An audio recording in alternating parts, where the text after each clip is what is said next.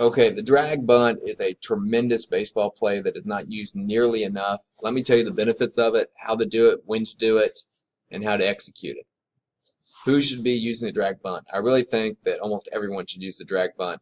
Um, Only exceptions would be people who have extreme power, can hit a home run in less than every 20 at bats and want to give themselves maximum opportunities to hit those home runs, or people that are extremely slow where the defense does not have to rush too much to get them out on a drag bunt. But anyone of average speed or above average speed should definitely be using the drag bunt in certain situations.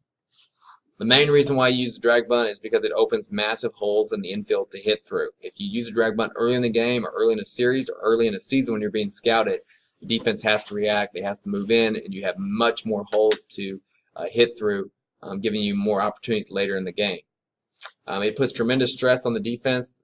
It puts stress on the catcher, the pitcher, the first baseman, the second baseman, and the third baseman, and they'll be prone to make errors. It puts them to the test whether they can really field the baseball, and it tests their agility and speed. If you have a slow catcher or a catcher with a weak arm or a pitcher that's slow off the mound, particularly if they're left-handed, you have a great opportunity to get a hit with the drag bunt.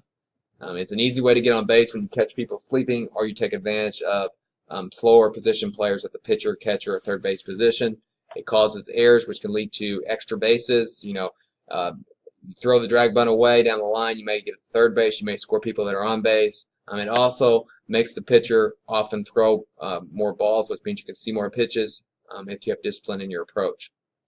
When to do it: early in the game, early in the series, early and often is what I say, particularly in the early parts of the game, early part of the season, early part of the series, because your opponent is going to have to react to you, and it opens those holes up to hit through for the rest of the game, the rest of the series, and they'll be open later when people are on base. Best times to do it are when the conditions are not good, when it's wet out, throw the ball away, people can slip and fall, it's cold and very hot and humid, sweat comes a part of it, or you're just trying to wear the pitcher off and get him off the mound. It's a great time to do it when a pitcher's in rhythm, break that rhythm. It's a great time to do it if you have a left-handed pitcher. It's much harder for left-handed pitchers to field the drag bunt than right-handed pitchers. You should not do it if runners in scoring position unless you're completely overmatched by the pitcher and you're just trying to pass the bat on to someone else and give them a chance to get the RBI. If the pitcher is totally dominant, I'd say do it as often as possible because you want to break the pitcher's rhythm and get them moving, get them making mistakes, make errors happen. How to do it. You want to move up in the box, just subtly. Most teams will not pick up on that. If you move up in the box, you have a much better chance to keep the ball fair. The biggest mistakes people make on the drag bunts is they try to run it and bunt at the same time. That will not work. You'll pop the ball up. You'll bunt it right back to the pitcher. You'll bunt it foul. What you need to do is set up, bunt the ball, and then run. And that takes practice to learn the timing on that. You only want to bunt strikes. Do not bunt things out of the strike zone, and really only strikes that you can handle and bunt well. You don't want to be bunting the ball back to the pitcher.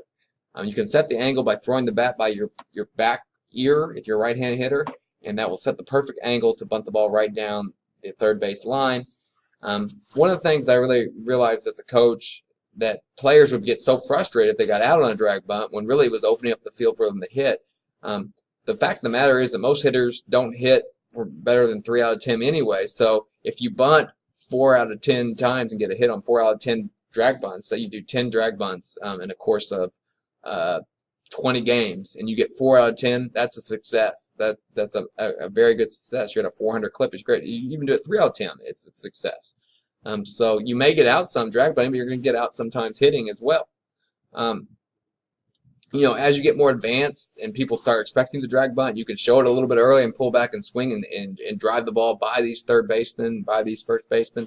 That's an advanced skill, something you have to practice, something that takes time and good bat control. But it's another tool in your toolbox. To be successful with the drag bunt, you need to practice it daily. You need to master it, master the location of it, how to bunt it down the line, particularly the third base line. It just adds another dimension of your game. And he said the real value of it is, again, moving the defense in, giving you more places to hit later in the game or even later in the at-bat. My final thoughts, this is definitely a valuable tool that more hitters should be using, more hitters should be practicing. It's easy to do if you know the proper technique, and it's a great benefit to your team and to yourself individually.